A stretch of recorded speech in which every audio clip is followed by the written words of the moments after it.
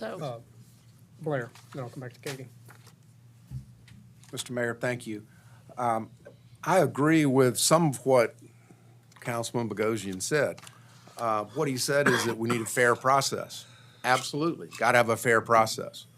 To have a fair process in this situation, it must be referred out and away from this council because there is either a conflict of interest, which there is a conflict of interest with certain members of this council in looking at this, or there's an appearance of a conflict of interest. Either one is unacceptable, so it has to be referred out.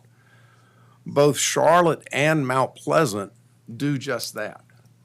If there is any type of an infraction, such as what we're faced with, it is immediately referred to outside counsel, and it is counsel that's not even in the same city as where the council sits, so that it is completely impartial.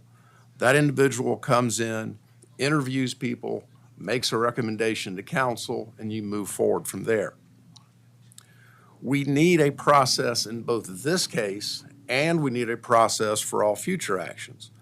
Charlotte and Mount Pleasant show us the way. And I would strongly urge council to look hard at what Charlotte and Mount Pleasant do. It's the same thing that other councils around the state do as well. Whether there's a spectacle or not, we must do the right thing. That's what we're charged with doing at this council. That's what our oath of office was, and that's what the code of conduct was, is to do the right thing. Both of those oaths are called into question with the allegations that are currently before us.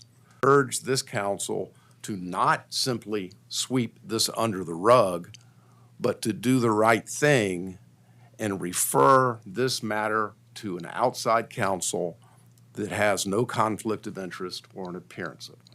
Thank you. Thank you. Katie. all right, so first of all, thank you so much to the Personnel Committee for looking into this in a professional, organized manner, for reading Robert's Rules of Order. It is a fun book to read.